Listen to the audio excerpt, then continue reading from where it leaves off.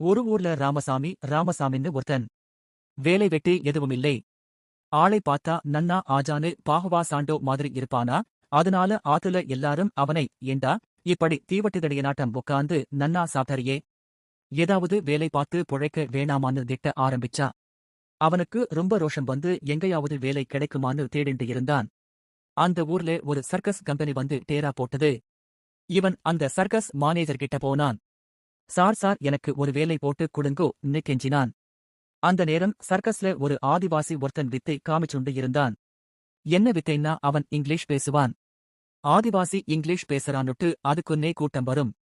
அவன் கொஞ்ச நாள் முன்னால செத்து போயிட்டான். அதனால சர்க்கஸ் ரொம்ப டல்லா இருந்தது. ராமசாமி அந்த ஆதிவாசி மாதிரி ஆஜானுபாகவா நல்ல தாட்டியா இருந்தானா, அதனால அந்த ஆதிவாசியாட்டம் நடிக்கிற வேலை கிடைச்சுது. பழையபடி கூட்டம் வர ஆரம்பிச்சுது.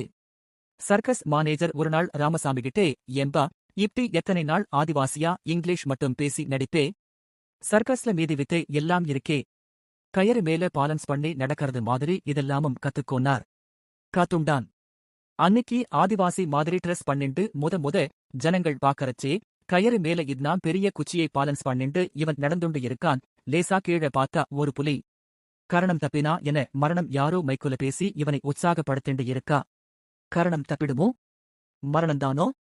புலியை பார்த்தானோ இல்லையோ, இவனோட கான்சென்ட்ரேஷன் போயிடுத்து. காலெல்லாம் நடுங்க ஆரம்பிச்சது. தீவட்டி தடியனாவே இருந்திருக்கலாமோ? கொஞ்சம் பாலன்ஸ் போச்சுன்னா புலியோட வாய்க்குள்ளன்னா போவோம் பயம் வந்ததோ இல்லையோ, அடுத்த க்ஷணம் துபுக்கடிர்ந்து பாலன்ஸ் தவறி நேரா புலி மேலேயே போய் விழுந்தான். அவ்ளோ கிட்ட புலியை பார்த்ததும் சப்த நாடியும் ஒடுங்கி போயிடுத்து. அந்த புலி மெதுவா இவன்ட்ட வந்து, டே ராமசாமி, பயப்படாதேடா, நான்தான் கிருஷ்ணசாமி. உனக்கு ஆதிவாசி வேஷம் கொடுத்தா மாதிரி எனக்கு புலி வேஷம் கொடுத்திருக்கா. புலிசாமி பேசினதும் ராமசாமியோட பயம் போயிட்டுத்து.